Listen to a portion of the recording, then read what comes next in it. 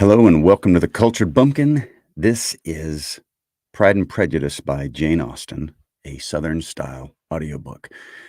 So far, we've made it through 18 chapters. Now I'm working on chapter 19. Now, in the last chapter, Mr. Collins introduces himself to Darcy, and it's a fun scene. And then everybody goes home after Elizabeth's family sort of made a fool of himself at the ball. She feels bad, Darcy, she doesn't know what he thinks, all this stuff, all that Edwardian drama. So here is chapter 19, Pride and Prejudice and Magnolias. All right, let me close out of this. Okay, here we go. Chapter 19.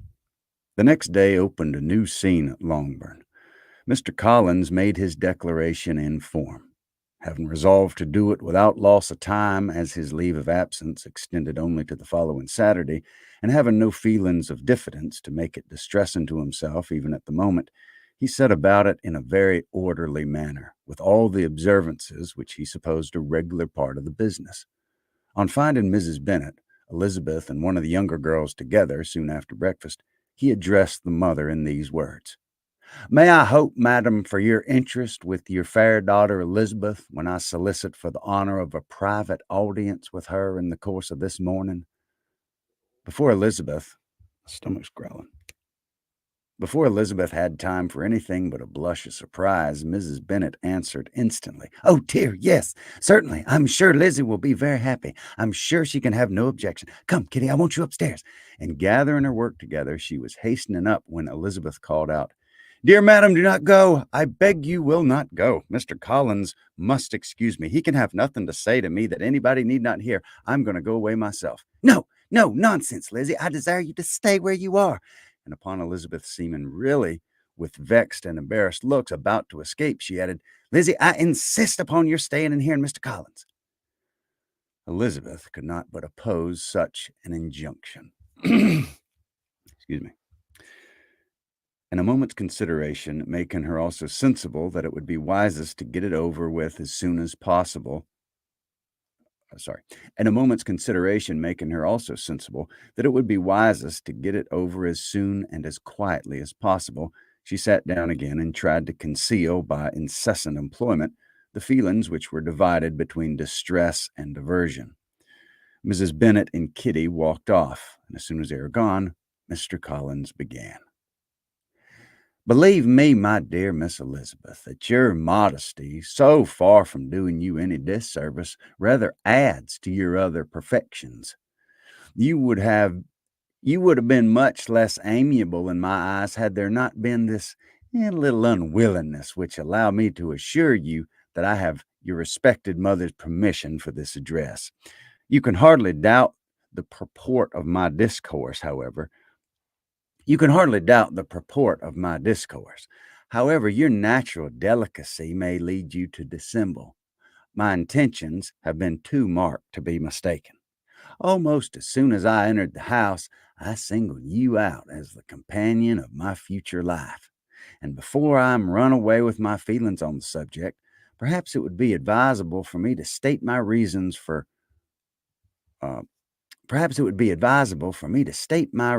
marrying, and, moreover, for coming into Hertfordshire with the design of selecting a wife, as I certainly did."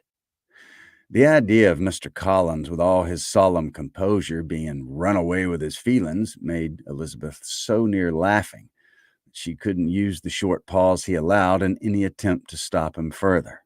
And he continued, "My reasons for marrying are, first, that I think it a right thing for every clergyman in easy circumstances, like myself, to set the example of matrimony in his parish.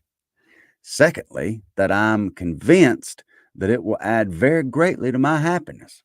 And thirdly, which perhaps I ought to have mentioned earlier, that it's the particular advice and recommendation of the very noble lady whom I have the honor of calling patroness. Twice she condescended to give me her opinion, unasked too, on this subject, and it was but the very Saturday night before I left Huntsford, between our pools at Quadrille, when Mrs. Jenkins was arranging Miss de Bourgh's footstool, that she said, 'Mr. Collins, you must marry. A clergyman like you must marry.' A clergyman like you must marry. Choose properly. Choose a gentlewoman for my sake and for your own. Let her be an active, useful sort of person, not brought up high, but able to make a small income go a good way. This is my advice. Find such a woman as soon as you can. Bring her to Hunsford, and I'll visit her. Allow me, by the way, to observe, my fair cousin, that I did not reckon the notice and kindness of Lady Catherine de Bourgh as among the least of my advantages in my power to offer. She will find her manners, you will find her manners beyond anything I can describe. And your wit and vivacity, I think, must be acceptable to her, especially when tempered with the silence and respect with which her rank will inevitably excite. Thus much for my general intention in favor of matrimony. It remains to be told why my views were directed towards Longbourn instead of my own neighborhood, where I can assure you there are many amiable young women. But the fact is that being as I am to inherit the estate after the death of your honored father, who, however, may live many years longer, I could not satisfy myself without resolving to choose a wife from among his daughters, that the loss to them might be as little as possible when the melancholy event takes place, which, moreover, as I've already said, may not be for several years. This has been my motive, my fair cousin, and I flatter myself it will not sink me in your esteem. And now nothing remains but for me to assure you in the most animated language of the violence of my affection. To fortune I am perfectly indifferent, and shall make no demand of that nature on your father, since I am well aware that it could not be complied with, and that £1,000 in the 4 per cents, which will not be yours till after your mother's decease, is all that you may ever be entitled to. On that head, therefore, I shall be uniformly silent, and you may assure yourself that no ungenerous approach shall ever pass my lips when we're married. It was absolutely necessary to interrupt him now. You are too hasty, sir, she cried. I'm you forget that I made no answer. Let me do it without further loss of time. Accept my thanks for the compliment you are paying me. I am very sensible of the honor of your proposals, but it is impossible for me to do otherwise than to decline them. I am not now to learn, replied Mr. Collins with a formal wave of the hand, that that it is usual with young ladies to reject the addresses of the man whom they secretly mean to accept when he first applies for their favor, and that sometimes the refusal is repeated a second or even a third time. I am therefore by no means discouraged by what you have just said, and shall hope to lead you to the altar ere long. This guy is ridiculous. Okay, sorry. All right. Upon my word, sir, cried Elizabeth, your hope is rather extra your hope is a rather extraordinary one after my declaration. I do assure you that I'm not one of those young ladies, if such young ladies there are, who are so daring as to risk their happiness on the chance of being asked a second time. I'm perfectly serious in my refusal. You could not make me happy, and I am convinced that I am the last woman in the world who could ever make you so. Nay, were your friend Lady Catherine to know me, I am persuaded she would find me in every respect ill qualified for the situation. Were it certain that Lady Catherine would think so, said Mr. Collins gravely, but I cannot imagine that her ladyship would at all disapprove of you. And you may be certain, when I have the honor of seeing her again, I shall speak in the very highest terms of your modesty, economy, and other amiable qualification. Indeed, Mr. Collins, all praise of me will be unnecessary. You must give me leave to judge for myself and pay me the compliment of believing what I say. I wish you very I wish you very happy and very rich, and by refusing your hand, do all in my power to prevent you being otherwise. In making me the offer, you must have satisfied the delicacy of your feelings with regard to my family, and may take possession of Longbourn estate whenever it falls without any self-reproach. This matter may be this mat this matter may be considered, therefore, as finally settled. And rising as she thus spoke, she would have quitted the room had Mr. Collins not thus addressed her. When I do myself the honor of speaking to you next on the subject, I shall hope to receive a more favorable answer than you have now given me, though I am far from accusing you of cruelty at present, because I know it to be the established custom of your sex to reject a man on the first application, and perhaps you have now even said as much to encourage my suit as would be consistent with the true delicacy of the female character. Really, Mr. Collins, cried Elizabeth with some warmth, you puzzle me exceedingly. If what I have hitherto said can appear to you in the form of encouragement, I know not how to express my refusal in such a way as to convince you of it be I know not how to express my refusal in such a way as to convince you of its being one. You must give me leave to flatter myself, my dear cousin, that your refusal of my addresses is merely words, of course. My reasons for believing it are briefly these. It does not appear to me that my hand is unworthy of your acceptance, or that the establishment I can offer would be any other than highly desirable.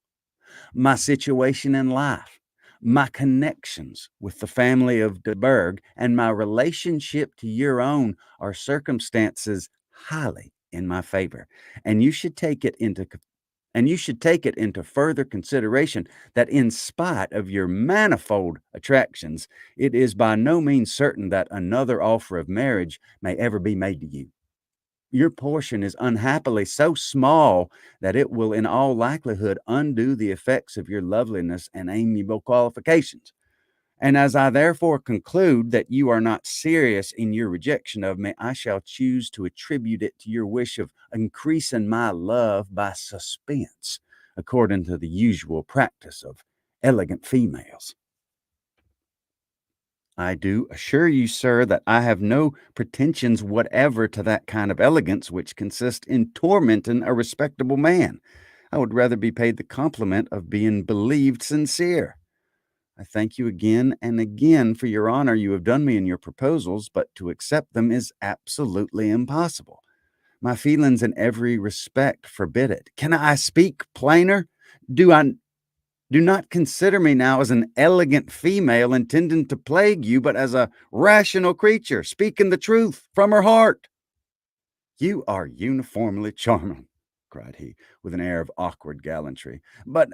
And I am persuaded that when sanctioned by the express authority of both your excellent parents, my proposals will not fail of being acceptable. To such perverseness in wilful deception, Elizabeth would make no reply, and immediately and in silence withdrew, determined that if he persisted in considering her repeated refusals as flattering encouragement, to apply to her father, whose negative might be uttered in such a manner as to be decisive, and whose behavior at least could not be mistaken for the affection and coquetry of an elegant female.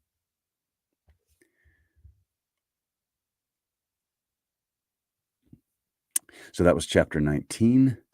Um, that was Pride and Prejudice, chapter 19.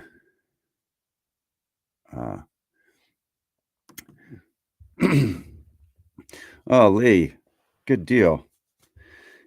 You need to. You really should read the book. I mean, the writing is outstanding. It's hilarious. I mean, it's wonderful. It's wonderful in so many ways.